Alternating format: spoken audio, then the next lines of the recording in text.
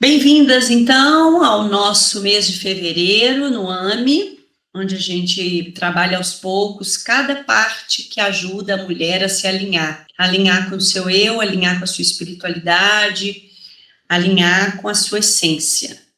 E nesse mês de fevereiro, nós vamos trabalhar pontos que vão nos levar da ancestralidade até a nossa conexão espiritual. Trabalhar isso aos poucos. E para começar a falar de ancestralidade, principalmente para nós aqui, mulheres, que é um assunto bem direcionado, né? Claro que os homens também precisam olhar para isso, mas nós vamos entender quanto isso é forte para a nossa essência feminina. Quando a gente trabalha da terra ao céu, nós estamos falando que não existe raiz sem olhar para a parte espiritual e não existe espiritualidade sem corpo. A espiritualidade, ela precisa do nosso corpo, ela precisa do nosso sentir, para depois a gente associar tudo isso à nossa consciência maior. Então, quando a gente está aqui nesse planeta Terra e a gente quer trabalhar na nossa humanidade, a espiritualidade, nós precisamos olhar muito para o nosso corpo. E o nosso corpo, ele tem essa matéria como a primeira forma de estar aqui, trazendo o nosso espírito para essa vida, né? Então, a Terra é o elemento que nos dá capacidade de olhar para esse corpo, de olhar para essa raiz, de olhar para essa estrutura e de trazer o que vai crescer. Pensa uma planta, quanto mais ela quer crescer, ela quer ser forte, ela quer produzir bons frutos, ela quer viver bem por muito tempo, mais forte, mais saudável, maior tem que ser a sua raiz. E quando a gente vê uma planta doente, né, porque o fruto não tá bom, tá com bicho, aí a gente vai, põe um remedinho, aí o fruto não melhora, aí a gente poda, tira as folhas, diminui os caules, aí ela vai gerar um fruto, mas uma hora tá bom, daqui a pouco não tá bom de novo, aí a gente desce, corta o caule todo, põe mais remédio, e nada desse fruto melhorar, dessa planta ficar saudável. A gente vê isso às vezes com plantinhas, com árvores, com tudo, né? E a gente não sabe da terra para baixo o que está acontecendo. A gente não sabe onde está as questões da doença dessa planta. E muitas vezes a gente precisa mexer na terra, deixar a terra fofa, né? Molhar essa terra, nutrir essa terra, e algumas vezes, e não poucas, a gente tem que tirar aquela planta daquele lugar e trocá-la de ambiente, trocá-la de lugar, né? Às vezes, quando a árvore é muito grande, tirar a terra, cortar pedaço da raiz, porque tem partes doentes mesmo. E uma planta, assim como nós, que somos seres conectados à terra, não temos saúde se a gente não cuidar da raiz. Por isso que quando a gente está em processo de autoconhecimento, olhar da terra para cima, olhar só mental, emocional, sem ver raiz, não chega na cura. E a gente não sabe onde essa raiz vai dar. Ela pode ir lá atrás, como ela pode ir bem longe, né? Então, quando eu estou na terra, no corpo, na raiz, eu ganho força para me elevar até o meu mais alto ponto espiritual. E quando eu estou com minha espiritualidade elevada, consciente, conectada, eu tenho força para sustentar a minha raiz. Então, todos dois é uma espiral constante. A energia que sobe, a energia que desce, a energia que flui. Por isso que eu preciso cuidar da raiz ao espírito, todos os pontos. E o principal aí que essa imagem traz, o sentir. Por quê? Porque nós conectamos o tempo todo sentindo. Nós nos curamos sentindo. Não é só racionalizando. E esse caminho que tem a ver com a raiz, ele é um caminho que nos faz pertencer, aterrar. Eu venho para esse planeta me pertencendo a ele. Eu venho das minhas raízes a quais eu pertenço. Então, tem essa conexão, essa energia de pertencimento. Para eu me elevar, me conectar, me evoluir espiritualmente, eu tenho que sentir. Nós já falamos disso no primeiro mês. Passa pelo meu cardíaco. Eu preciso filtrar todas as minhas dores, feridas, mágoas, integrando, alinhando, para que eu possa me conectar com o espiritual interior e exterior. Não existe salto espiritual, a natureza não dá salto.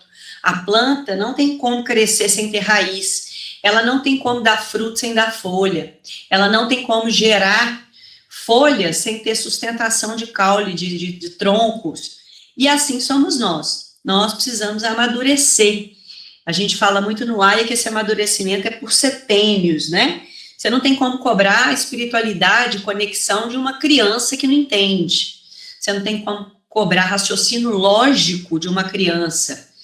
Mas você tem como processar a raiz, porque sem ela a criança também não começa a vida. Então nós temos que olhar muito para as raízes. Hoje eu só vou trazer essa consciência, mas a partir de agora, para falar de feminino, nós vamos falar muito de ancestralidade. E essa ancestralidade, esse pertencimento é como uma pergunta, né? De onde eu venho? A que lugar, quais pessoas, a quais histórias eu pertenço? Quem eu sou nessas raízes que me trouxeram aqui? Que força vital eu tenho para essa vida que eu estou nela?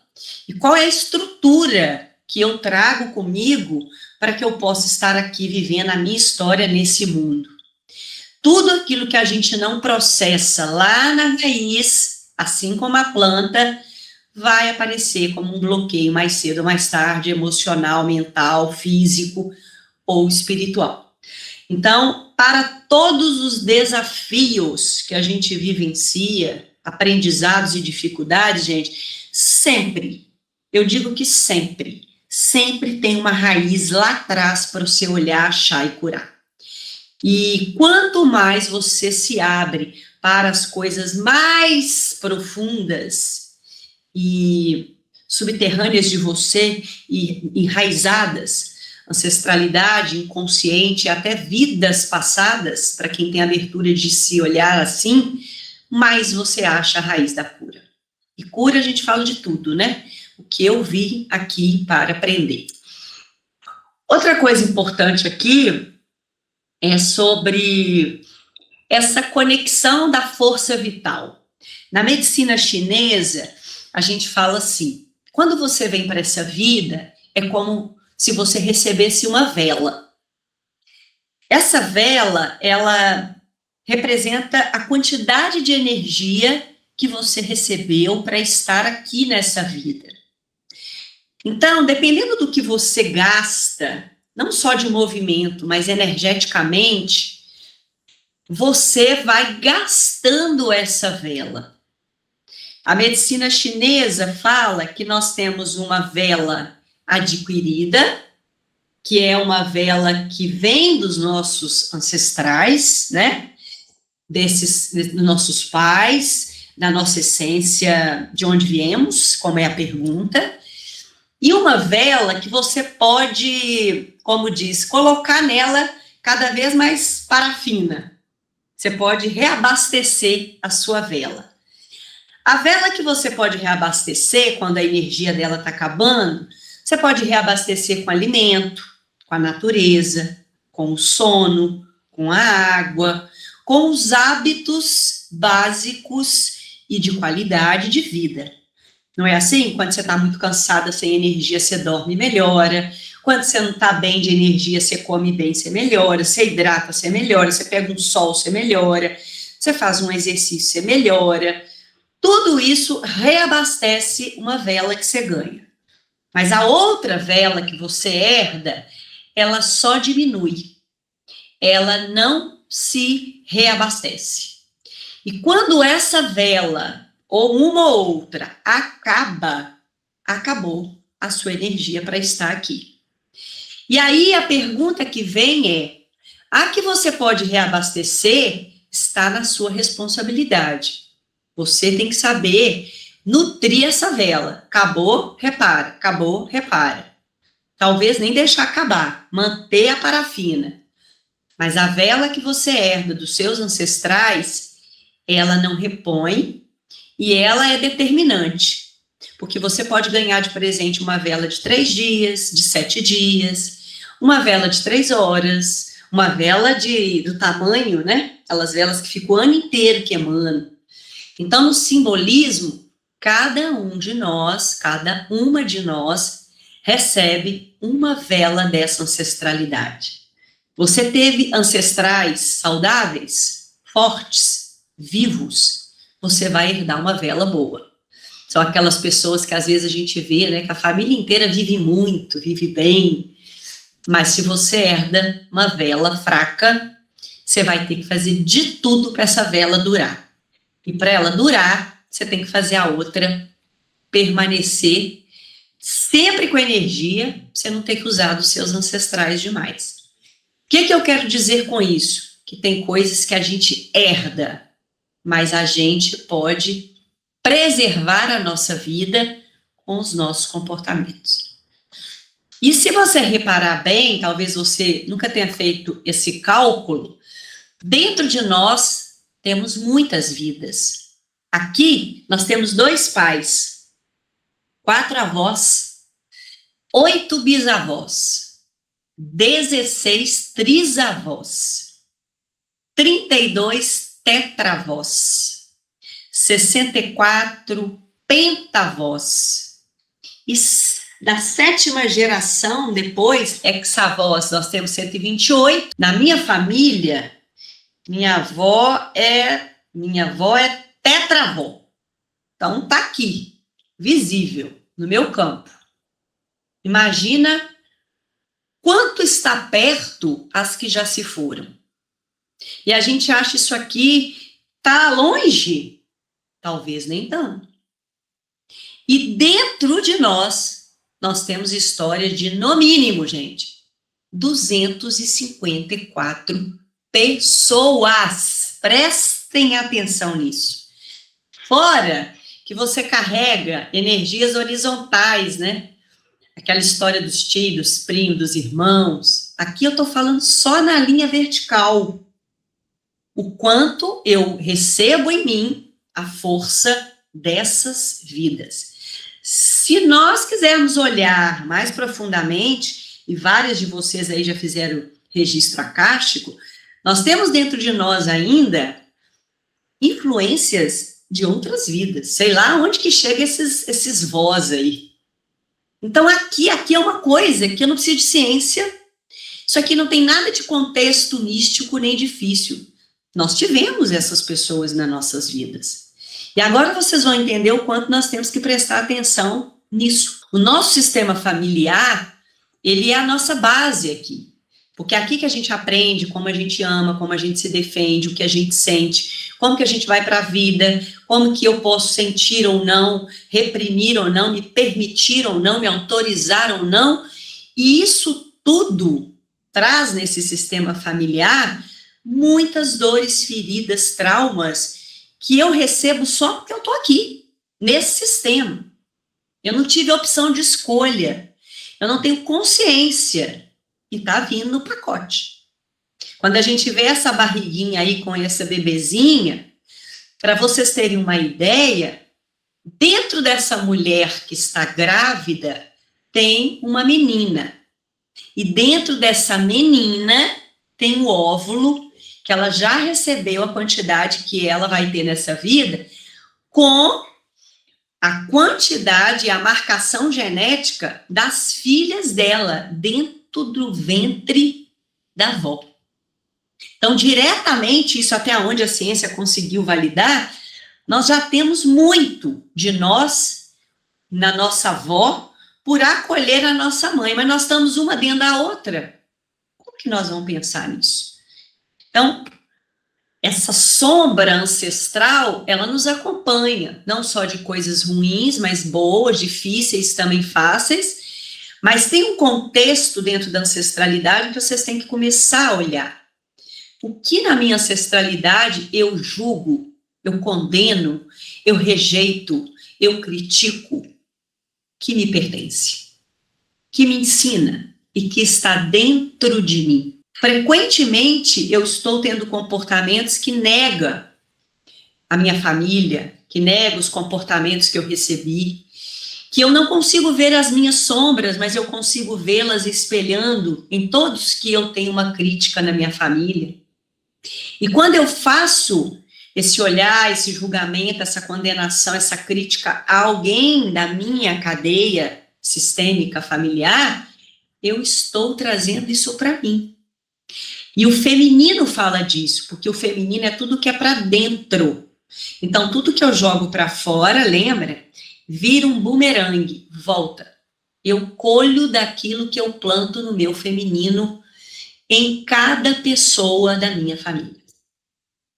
Então, quando a gente começa a pensar em honrar a família, honrar pai e mãe, eu não tenho que concordar, mas eu tenho que reconhecer e trabalhar em mim.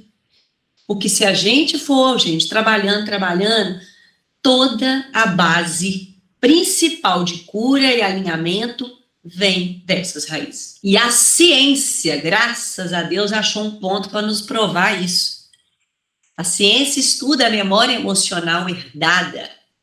Ela já mostra que traumas intensos são deixados com marcas epigenéticas. O que é isso?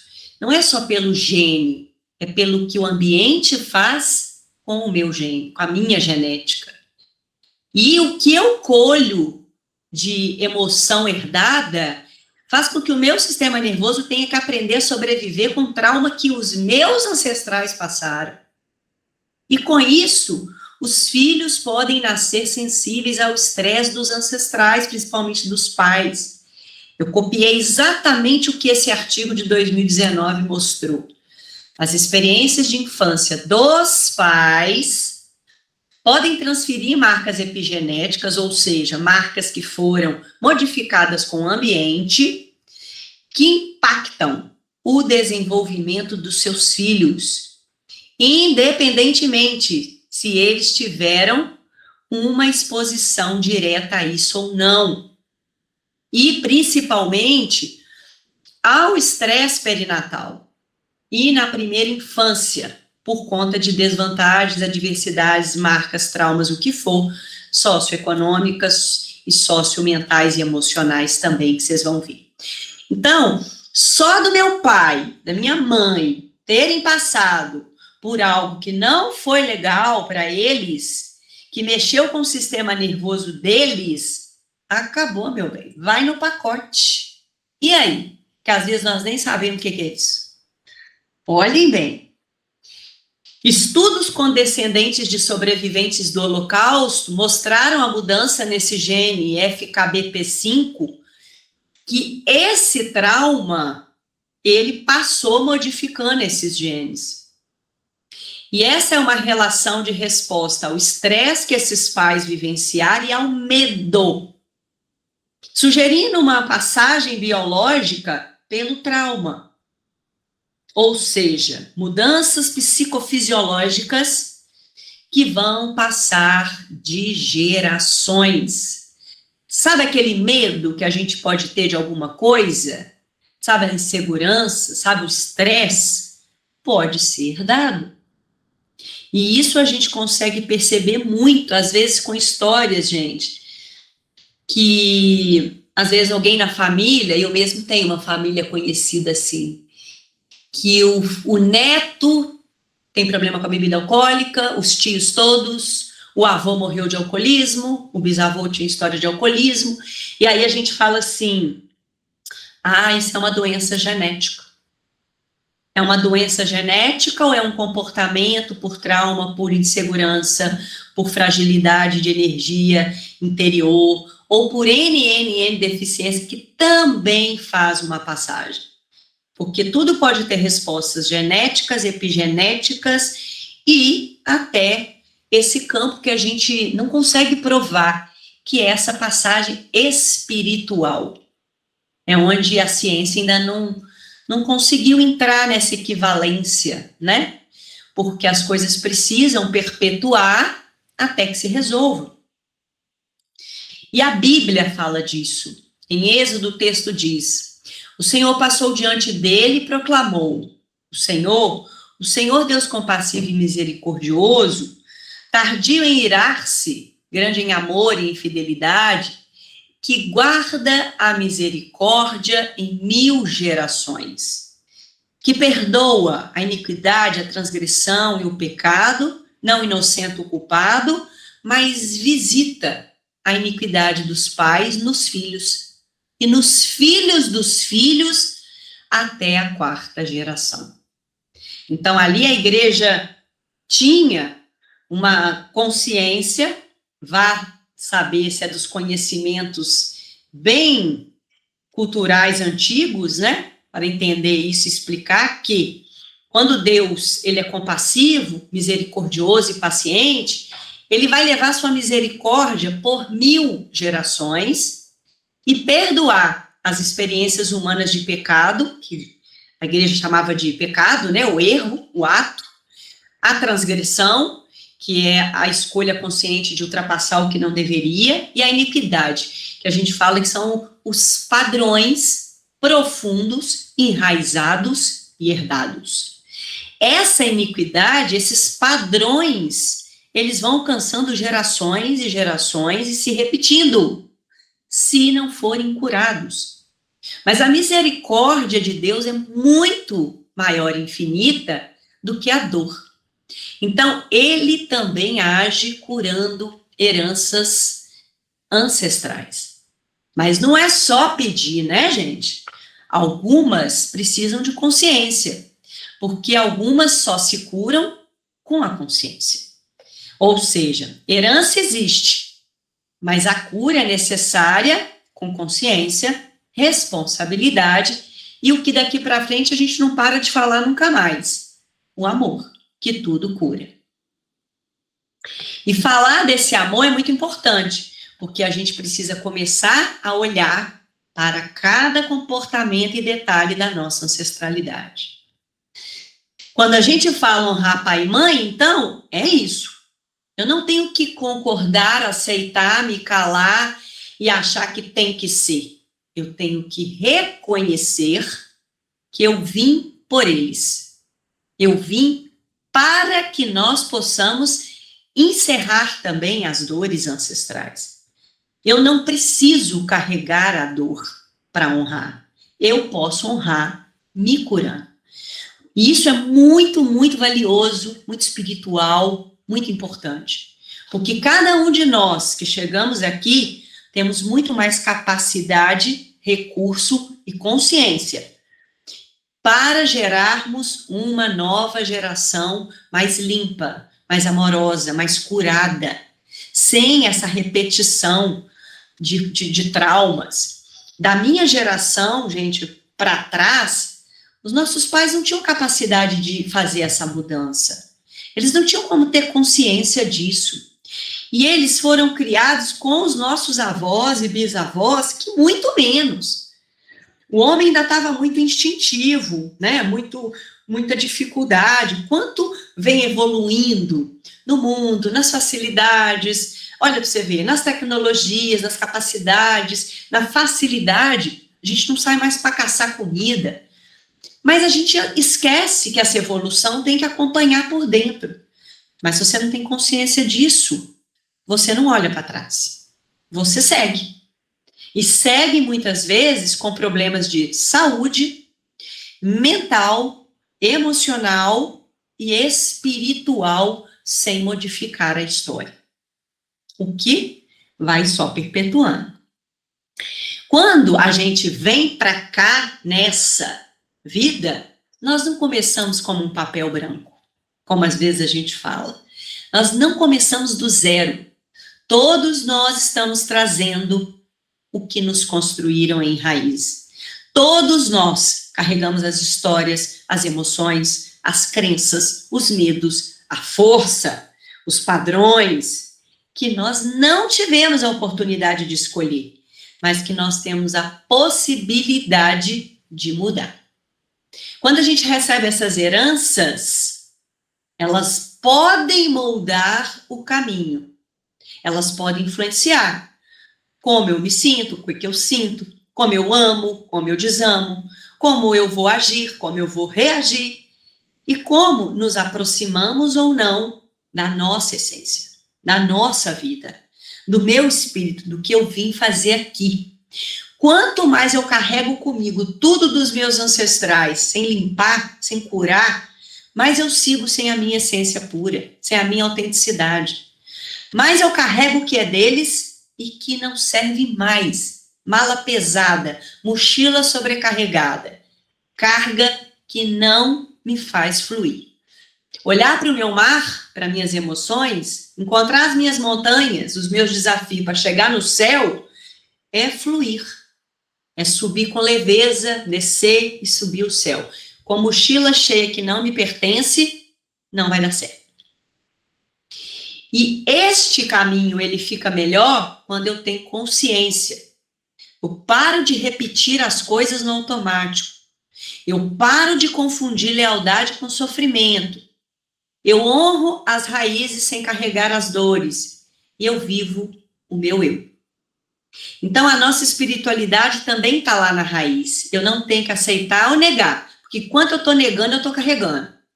Eu tenho que tomar consciência, mudar o meu comportamento para encontrar quem eu sou, achar a minha verdade, trazer luz para a minha verdade, limpando, e integrá-la, porque ela é a minha história, ela não vai sair de mim, ela só vai estar em mim mais limpa.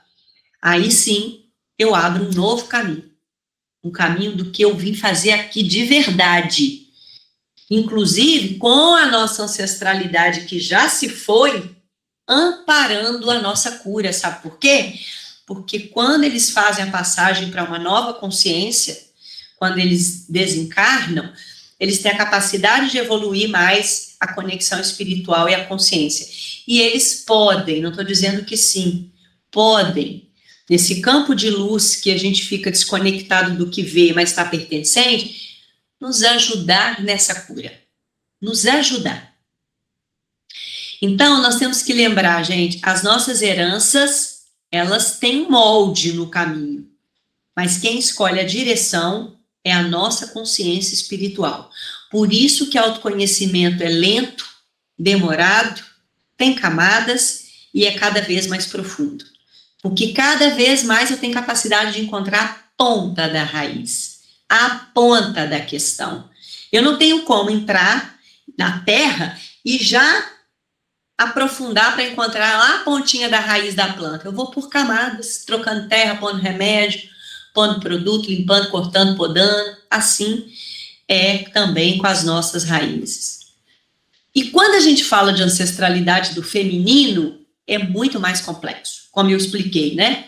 Nós carregamos os óvulos dentro do nosso corpo, na barriga da nossa mãe, e essa mãe quando está na barriga da avó, e assim sustentamos essa roda. E nós podemos carregar, sem perceber, coisas que mexem com o nosso feminino uterino e o nosso feminino energético. Por exemplo, gente, dores de abusos e silenciamentos. A coisa mais comum que existia na nossa ancestralidade atrás era abuso. Era abuso sexual, era abuso de tarefa, era fazer mulher, né, de objeto, de escrava, até porque lá no começo da humanidade, lá nos séculos bem antes de Cristo, a mulher era vista como um poder espiritual. A mulher tinha capacidade de dons com a natureza, com a conexão divina, e o poder dos homens foi lapidando, né, essas capacidades até nos colocar em silêncio das nossas capacidades. Nós, mulheres, recebemos dores de lutos, de perdas, de muitos abortos. Nossas mães, talvez avós para trás, não tinham recurso para prevenir. Era um filho atrás do outro, um sofrimento atrás do outro, um aborto atrás do outro. Ganhava aquele tanto de filho, perdia aquele tanto de filho. E essa dor ia machucando o nosso feminino. As mulheres, por muito tempo, não tinham permissão para desejar, para sentir, para escolher, não podiam mostrar o corpo, sensualizar. E, às vezes, algumas de hoje ainda carregam o medo disso. O medo de sentir prazer, o medo de uma sexualidade saudável, atraindo companheiros tóxicos sexualmente falando, ou fracos demais. A gente tem dificuldade de ter uma leveza na sensualidade, com permissão, com acolhimento, às vezes sai do eixo, né? Nós também temos heranças de submissão.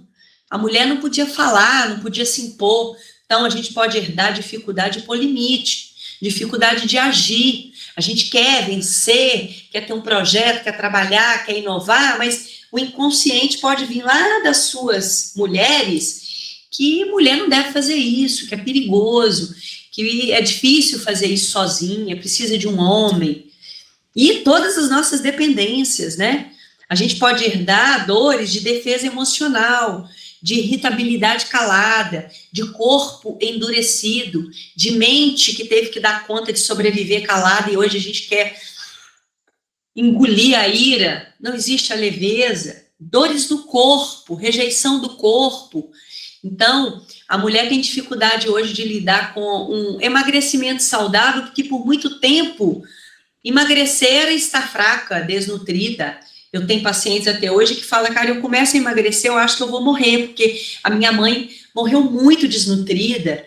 A minha mãe sempre falava, se você não comer, você vai ficar doente. Então, a gente carrega essa fase que os nossos pais passaram fome, nossos avós passaram fome.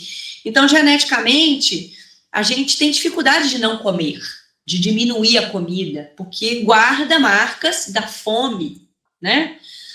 A gente tem crença de escassez, de não merecimento. E mesmo que você tenha tido uma vida farta, talvez os seus ancestrais podem não ter vivido fartura, podem ter vivido escravidão, podem ter vivido dificuldades tremendas, ou um dinheiro que nem era um dinheiro harmônico, porque antigamente os ancestrais entravam, tomavam as terras, né? Pegava dinheiro e usava mão de obra barata, operacional barato lá dos que precisavam, que é um campo de energia de um dinheiro difícil. Quantos problemas muitas mulheres e homens têm com herança, que a carga energética às vezes é pesada.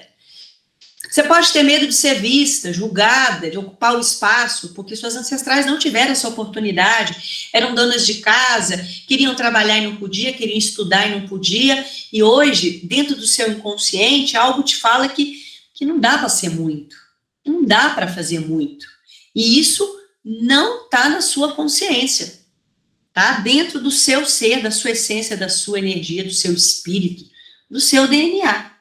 Então, muitas dessas questões, gente, não começam na gente, mas estão pedindo para ser vistas. E vê-las, senti-las, entendê-las, curá-las, não é tão fácil. Mas algumas coisas já podem estar aí, gritando, para começar a serem trocadas e processadas. Então, nós vamos fazer uma reflexão, começando exatamente pelas raízes mais próximas da terra, né? Por exemplo, pelos nossos pais, pelos nossos avós, porque é o que a gente provavelmente tem consciência. Alguns nem têm dos avós, outros talvez até de bisavós. O que desses familiares mais próximos você critica, você rejeita, você julga, você nega, você acha também que pode ser maravilhoso e quer fazer igual e às vezes nem sabe e está fazendo. O que você admira, o que você honra, o que é do seu pai, da sua mãe, que você achava muito legal e eu quero fazer até para ela me reconhecer, né? Mas na hora que você pegar uma coisinha de cada vez, começa pelos mais difíceis, porque eles estão bem gritando aí para você, ache a emoção que você sente com isso. Por exemplo, eu, Karen, nunca tive problema consciente com a minha mãe. Uma mãe super amorosa, né? Eu achava que meu problema era todo com meu pai, que não me criou, que me abandonou, então minha mãe era perfeita. E depois que a gente vai entrando nos autoconhecimentos, você vai vendo que não existe ninguém perfeito. Mas uma coisa que me irritava muito, muito, que eu criticava, que eu julgava, que eu condenava, até o dia que eu falei, nossa, eu não quero ser igual a minha mãe assim de jeito nenhum, era a irritabilidade dela, o nervosismo, a falta de paciência. E quanto mais eu negava, mais eu estava igual, mais eu estava igual. Enquanto eu não vi que a minha irritabilidade me irritava, que a minha raiva me irritava e que aquilo, eu começava a olhar para as mulheres da família, elas eram todas iguais, e eu falava, misericórdia que eu não quero ser assim, foi aquele despertar maior que falou, eu vou olhar para essa mãe. E eu fui atrás de encontrando as raízes dessa irritabilidade, que foram várias. É quando a raiz grossa vira aquele tanto de raiz fininha, e a emoção estava em várias questões de feridas, né? E que aquilo não era meu. A minha mãe perdeu a mãe com 8 anos. Quando ela perde a mãe com 8, olha para você ver, ela está no 2º setênio curando mãe. Ela não teve a força da mãe. Ela não teve o feminino da mãe. Ela não teve o acolhimento da mãe na hora que ela estava amadurecendo a raiz feminina. E isso passou. A irritabilidade da minha mãe e dos irmãos que tinha a ver com a perda dessa mãe também, não só isso, tem história no meu inconsciente, na minha vida, até hoje. O medo de morte, o medo de perder, o medo de ir, o medo de tragédia, o medo da falta, tudo está nessa conexão com essa avó. E eu fui me levando muito mais para uma força de masculino do que feminino, e olha que a minha mãe é super feminina, mas o feminino dela tinha uma ferida. Porque quem dá a força do feminino maior é a mãe, é o feminino. Então eu tive que ir processando a dor dela, para entregar a dor dela, para curar a minha, que não tinha mais conexão.